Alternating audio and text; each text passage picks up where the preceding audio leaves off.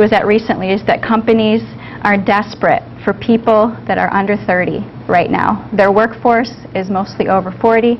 They're looking for new and fresh faces to come in. They're desperate for all of you. So remember that. She's saying that you have more access to better paying jobs than anybody ever did. The other thing about upstate New York and central New York in particular is the housing prices. If you're looking to come in and buy a home, in the city of Auburn for $75,000, you can get a house that's about 1,500 to 2,000 square feet and in great shape. You're not going to be able to get that in Boston or New York City or San Francisco or any of those big cities. You might be getting paid a ton of money, but you're also paying a ton of money to live there.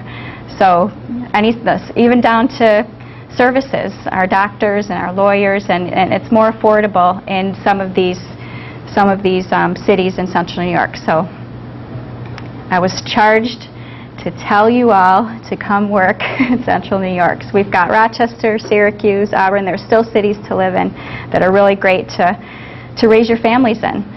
That's one thing that I've really enjoyed in Auburn. I'm from Auburn and went back home, and having Grandpa and Grandma on both sides able to help me has been really key in my ability to continue to work and continue to be a mom. So I wanted to talk a little bit about how my faith and beliefs inform my work. I run into a lot in my work with the ends justify the means mentality.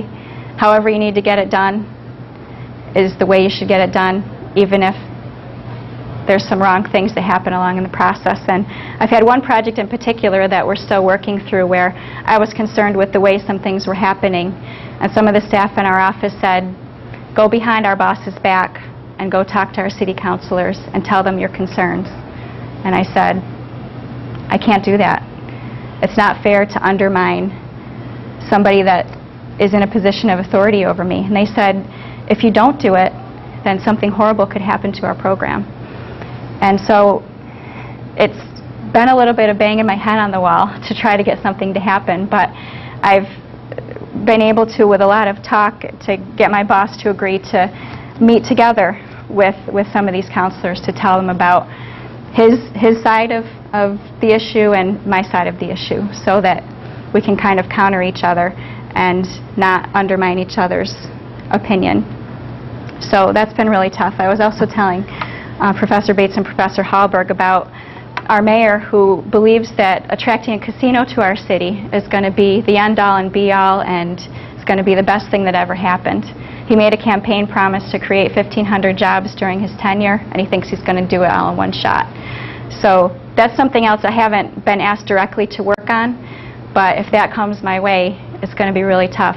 The social problems that come to cities around casinos, the type of jobs that are created are not what I hope for my children.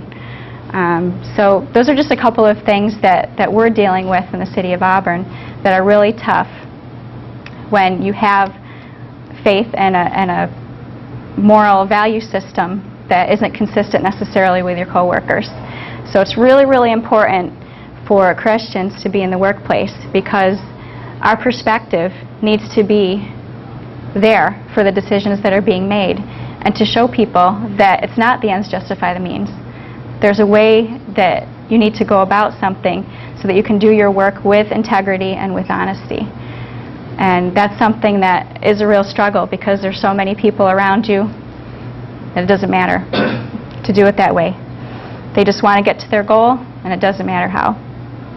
So I guess I'll leave you with that. I forgot I was going to tell you to jump in with questions along the way, but I would love to answer any questions that you have. When Bruce Campbell first approached me about coming to speak here, I said, I work in government. You know, I was a business major, but you know, how am I going to be interesting to people that want to start working in the private sector? But as I thought about it some more, and he still encouraged me to come, we do work so much with business every day, and all the needs that they have. Government does influence business in so many different ways, with the establishment of tax rates and the ability to provide some tax relief with different programs, and programs like ours that can provide loans. So, does anybody have any questions? After you graduated with your bachelor's degree and you began work, what do you think your most essential or most important skill was that you learned in college that you could use right away when you start working? The thing that I could use right away was the finance and accounting, because I was almost immediately, even from the clerical position that I was in, I was almost immediately involved in the delivery of those loan programs. So I was receiving the applications, reviewing the financial statements that they had, and looking at whether they could afford to pay the loan back. So I would say right away that was probably the thing that was most useful.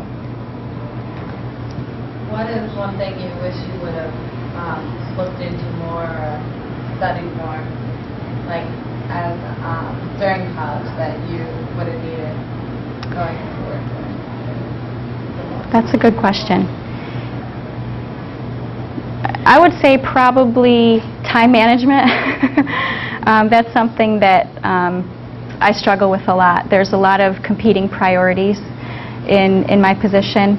I know that there was classes that I took around organizational management, and things kind of talked about it or touched on it. But that's something that I've struggled with. And this person says I need this tomorrow. This person says I need this tomorrow.